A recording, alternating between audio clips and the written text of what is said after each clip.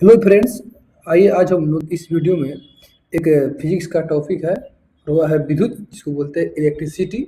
आज हम लोग इस टॉपिक में इसी के बारे में जानेंगे, यानी जितने भी ऑब्जेक्टिव क्वेश्चन बनेंगे उस सभी ऑब्जेक्टिव क्वेश्चन को हम लोग देखेंगे इस वीडियो में, जो आगामी परीक्षाओं के लिए काफ़ी महत्वपूर्ण साबित होंगे। तो चलते हैं पहले क्वेश्चन की ओर। और ये रहा आपका पहला क्वेश्चन स्क्रीन पर। पहला क्वेश्चन कह रहा है कि जब कांच की छड़ को रेशम से रगड़ जाता है तो छड़ पर क्या हो जाता है? तो धनावेशित हो जाता है। क्या हो जाता है? धनावेशित। जब कांच की छड़ को अगर रेशम से रगड़ते हैं तो छड़ क्या हो जाएगा? धनावेशित हो जाएगा। क्वेश्चन नंबर 2 कह रहा है किसी आवेशित चालक का संपूर्ण आवेश उसके बाहरी पृष्ठ पर रहता है, यानी किसी आवेशित चालक का संपूर्ण आवेश उसके बाहरी पृष्ठ पर रहता है।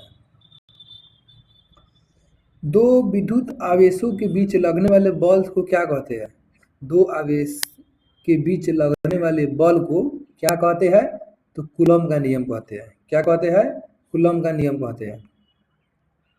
यदि विद्युत आवेशों के मध्य दूरी को आधा कर दिया जाए तो उनके मध्य विद्युत बल का मान हो जाएगा कि यदि दो विद्युत आवेशों के मध्य दूरी को आधा कर दिया जाए तो उनके मध्य विद्युत बल का मान हो जाएगा तो चौगुना हो जाएगा। क्या हो जाएगा?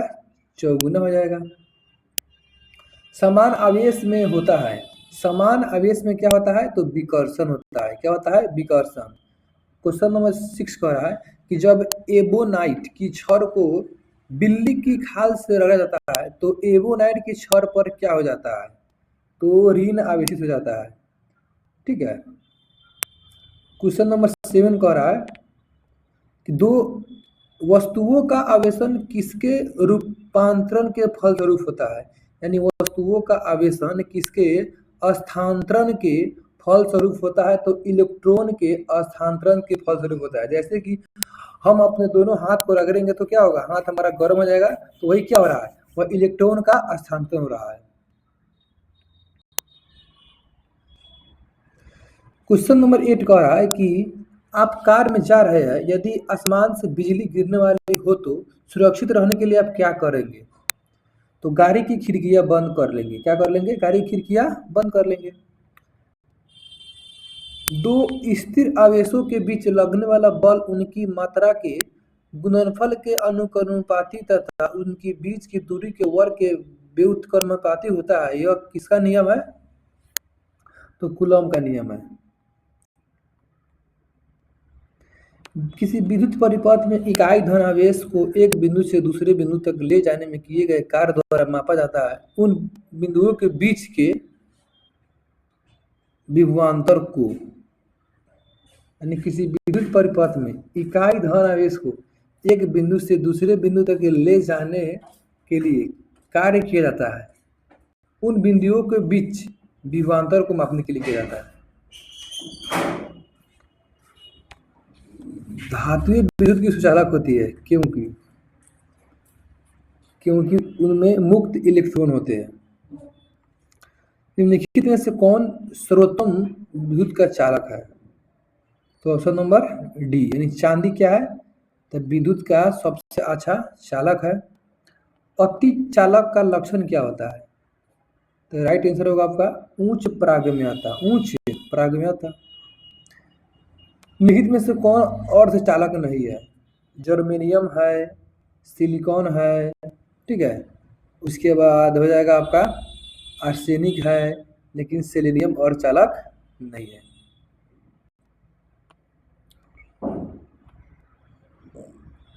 ऐसे पदार्थ जिनमें सामान्य अवस्था में मुक्त इलेक्ट्रॉन नहीं होते, लेकिन विशेष परिस्थिति जैसे उच्च ताप या अशुद्धि मिलाने पर मुक्त इलेक्ट्रॉन प्राप्त किए जा सकते हैं, उसे क्या कहते हैं?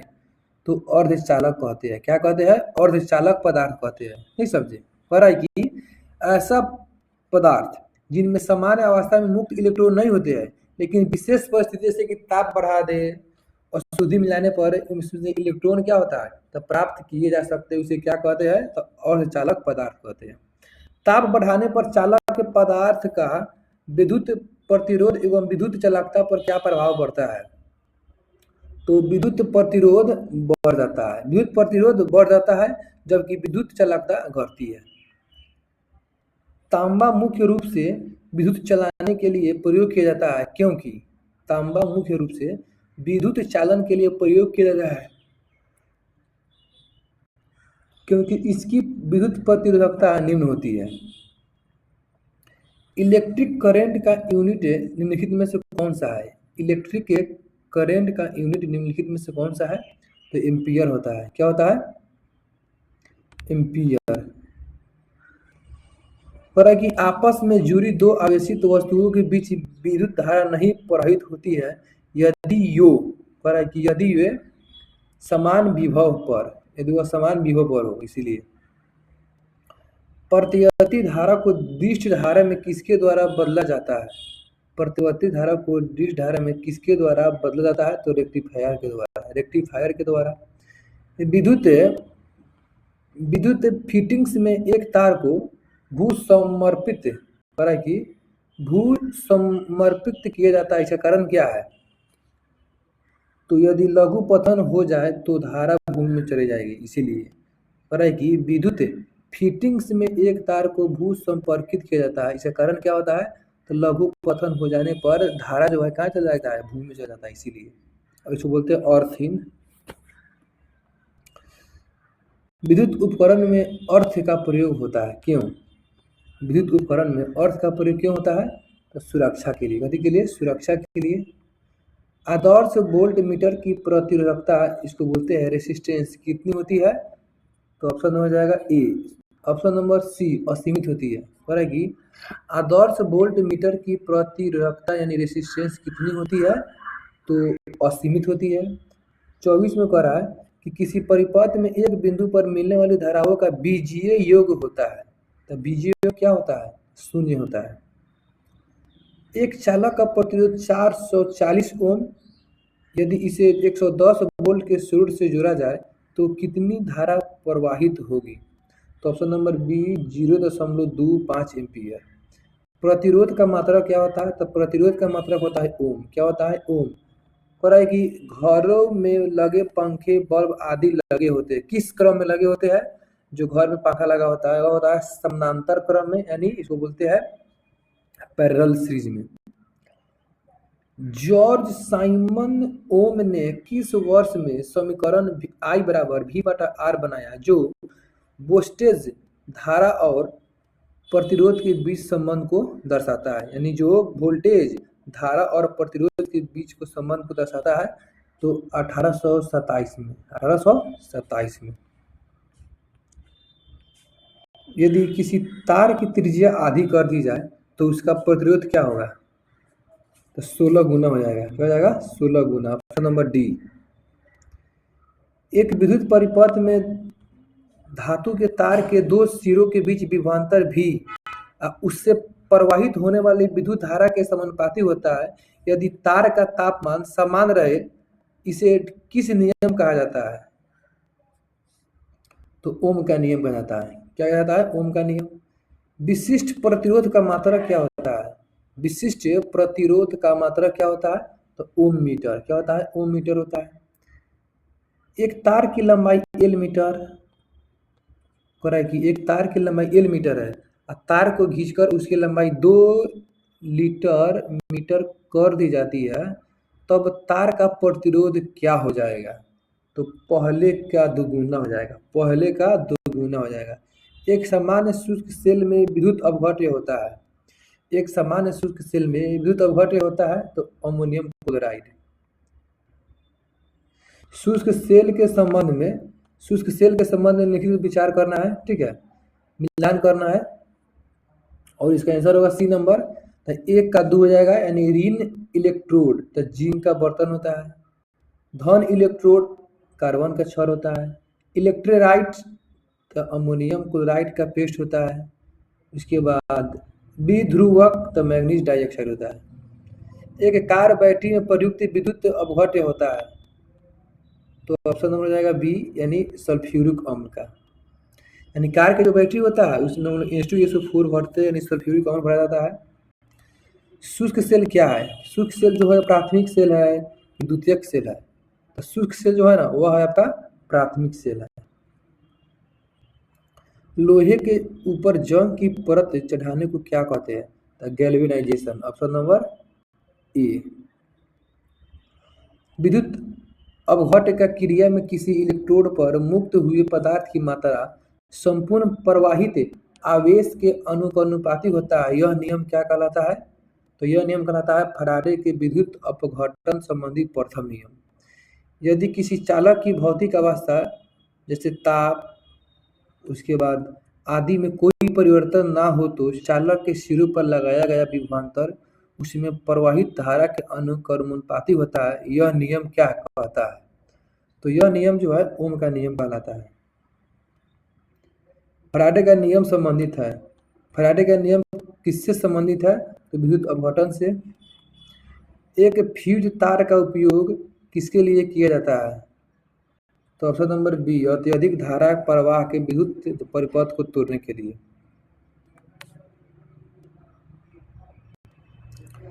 घरेलू विद्युत उपकरणों में प्रयुक्त सुरक्षा फ्यूज तार उस धातु से बनी होती है जिसका गलनांक क्या होना चाहिए? कम होना चाहिए। ठीक है, जिसका गलनांक कम होना चाहिए, उसी से क्या होता है? तो घरेलू फ्यूज तार बनाया जाता है। एक फ्यूज की तार को इन लक्षणों के कारण पहचाना जाता है। बताइए कि फ्यूज तार को हम लोग किस तरह पहचान सकते हैं, उसका क्या गुण होना चाहिए? तो उच्च प्रतिरोधकता। क्या होना चाहिए? उच्च प्रतिरोधकता, यानी उच्च प्रतिरोधकता और निम्न गलनांक, यानी उसका प्रतिरोधकता क्या हो? हाई हो और मेल्टिंग पॉइंट लो हो। कह रहे कि बिजली सप्लाई के मेंस में फ्यूज एक सुरक्षा उपकरण के रूप में लगा हुआ होता है। बिजली के फ्यूज के संबंध में कौन सा कथन सही है? तो ऑप्शन नंबर सी, इसका गलनांक निम्न होता है। एक विद्युत सर्किट में एक विद्युत सर्किट में एक फ्यूज तार का उपयोग किया जाता है। क्यों? तो सर्किट में प्रवाहित होने वाले विद्युत धारा को रोकने के लिए। सर्किट में जो अगर धारा फ्लो हो रहा है उस क्या करेगा?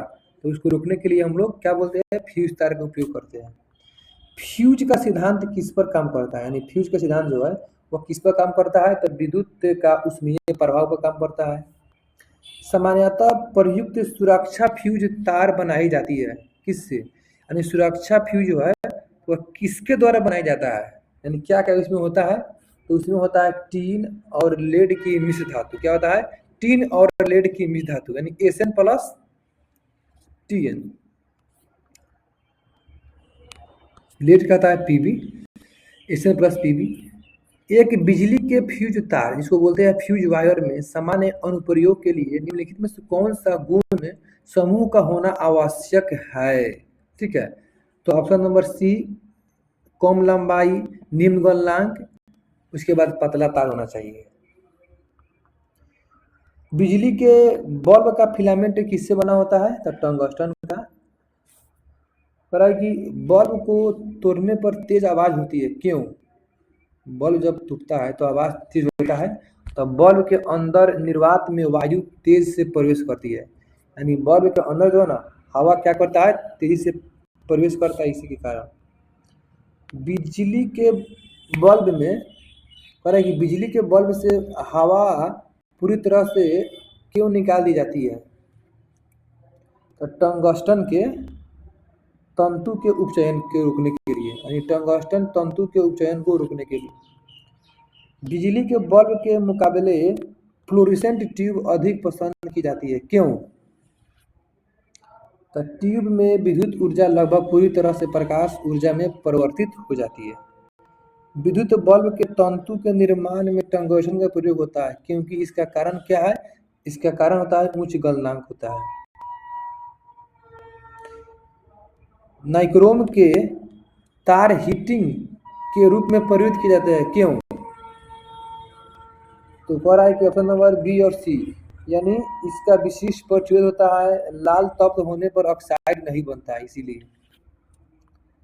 ट्यूब लाइट में व्यय ऊर्जा का लगभग कितना भाग प्रकाश में परिवर्तित होता है? जो होता है ट्यूब लाइट, अगर है कि ट्यूब लाइट में जितना ऊर्जा खर्च होता है तो कितना भाग जो है प्रकाश में परिवर्तित होता है? तो ऑप्शन नंबर डी यानी 60 से 70% होता है। विद्युत धारा के ऊष्मीय प्रभाव पर आधारित घरेलू उपकरण कौन है? तो इनसे सभी है, यानी विद्युत हीटर है, बल्ब है, ट्यूबलाइट है। Option number D. कह कि 100 वाट वाले एक विद्युत लैंप एक दिन में 10 घंटे प्रयोग होता है, तो एक दिन में लैंप द्वारा कितनी ऊर्जा उपयुक्त होती है?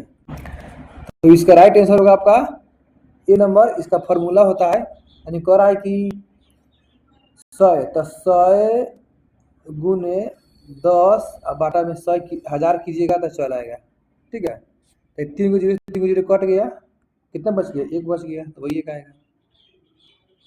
कह रहा है कि एक 100 वाट का बिजली का बल्ब 10 घंटे जलता है, तो ₹5 यूनिट की दर से कितना खर्च होगा? सबसे पहले हम लोग निकालेंगे किस तरह, देखिएगा। 100 वाट कह रहा है तो 100 गुने 10 घंटा कह रहा है, इसीलिए 10 अब आटा में फॉर्मूला होता है 1000। तो देखिएगा 3 से 3 शून्य कट गया, 1 बच गया, तब 1 में गुना कीजिएगा 5 से कितना आएगा? यानी 5 रुपया। यानी कहने का मतलब है कि 100 वाट का बिजली अगर बिजली का बल्ब जो है 10 घंटे जलता है तो 5 प्रति यूनिट का दर से कितना खर्च होगा? तो 5 रुपया होगा। फिर देखिए यहाँ पर कह रहा है कि 1000 वाट के विद्युत बल्ब को दिन में 10 घंटे प्रयोग लाया जाता है, तो बल्ब द्वारा 3 दिन में कितनी यूनिट ऊर्जा की खपत की जाएगी?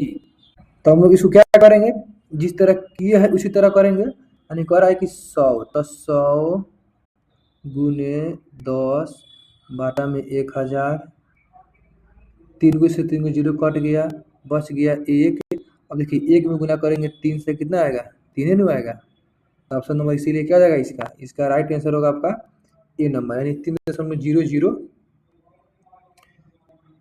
कह रहे कि एक सिलकियारा सुरंग में 200 वाट क्षमता के 15 को बल्ब लगातार 24 घंटे तक रोशनी किए जाते हैं, तो बिजली की खपत कितनी होनी चाहिए? जिस तरह हम लोग बताया है ऊपर वाला क्वेश्चन उसी तरह बनेगा। यानी कह रहा है कि 200 वाट तो 200 गुने 15 को बल्ब है तो 15, ठीक है। अब बाटा में कितना हो जाएगा? 1000। 2 से 2 0 कट गया, 2 पचे 10, 5 तिहाई 15। अब बताइए कितना दिन कह रहा है? कह रहा है कि लगातार 24 घंटे तक, इसीलिए 24 से गुना करेंगे 3 में तो 24 तिहाई 72। तो कितना आंसर आएगा इसका? 72 यूनिट।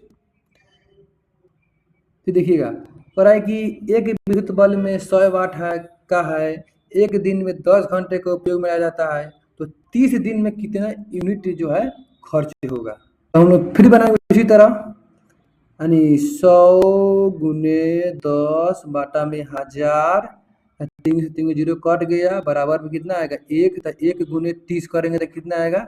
हमारा 30 नहीं आएगा। तो इसका राइट आंसर क्या होगा आपका? 30 आएगा, ऑप्शन नंबर सी। त्वरित चालक का आविष्कार किसने किया? तो बेंजामिन फ्रैंकलिन। यानी कहने का मतलब है कि किसने पता लगाया कि बादल में क्या होता है? आवेश होता है। तो बेंजामिन फ्रैंकलिन एक वैज्ञानिक थे, वही पता लगा। त्वरित चालक बनाए जाते हैं, यानी त्वरित चालक जो है वह बनाए जाते हैं, तो तांबे के बनाए जा सकते हैं। कह रहा है कि कथन 1 और कथन 2 में दिया गया है और सही बताना है। कह रहा है कि कथन ए में कह रहा है कि त्वरित चालक इमारतों को नष्ट से बचाती है। फिर आर में कह रहा है कारण कि ये आवेश को पृथ्वी तक भेजती है। तो इसका राइट आंसर होगा आपका ए, यानी ए तथा आर दोनों सही है। आर ए का सही कारण है, यानी आर जो है ना तो ए का सही कारण है। यानी कह रहा है कि त्वरित चालक इमारत को नष्ट होने से बचाती है, ये आवेश को पृथ्वी के अंदर भेज देती है। विद्युत बल्ब, कह रहे कि विद्युत बल्ब का तंतु धारा प्रवाहित करने से चमकने लगता है, परंतु तंतु में धारा ले जाने वाले तार नहीं चमकते, इसका कारण क्या होता है? तो इसका कारण होता है आपका तंतु का प्रतिरोध तारों की अपेक्षा अधिक होती है। निम्नलिखित अधातुओं में से कौन सा विद्युत का चालक नहीं है? तो ऑप्शन हो जाएगा बी, यानी सिलिनियम जो है विद्युत का चालक नहीं होता है। शुष्क सेल बैटरी में निम्नलिखित में से किनका विद्युत अपघट्य के रूप में प्रयोग किया जाता है? तो अमोनियम क्लोराइड और जिंक क्लोराइड को, अमोनियम क्लोराइड और जिंक क्लोराइड को। सामान्यतः प्रयोग में लाए जाने वाले प्रदीप्त ट्यूबलाइट पर निम्नलिखित में से कौन सा अंकित होता है? तो ऑप्शन में हो जाएगा सी, यानी 6500 केल्विन। 6500 केल्विन कह रहा है कि जब दो या दो से अधिक प्रतिरोध को एक दूसरे के साथ क्रमवार जोड़ा जाता है तो वे जुड़े होते हैं। तो ऑप्शन नंबर ए, श्रेणी क्रम में। विद्युत उत्पन्न करने के लिए कौन सी धातु का प्रयोग किया जाता है? तो ऑप्शन नंबर हो जाएगा आपका यूरेनियम, ए। तो ये रहा विद्युत से संबंधित ऑब्जेक्टिव क्वेश्चन जो जितने भी कॉम्पिटिटिव एग्जाम होते हैं उसमें पूछे जाते हैं। तो आई होप, मैं ऐसा आशा करता हूँ कि यह वीडियो आपको अच्छा लगा होगा। तो फिर अगले वीडियो में जय हिंद, जय भारत।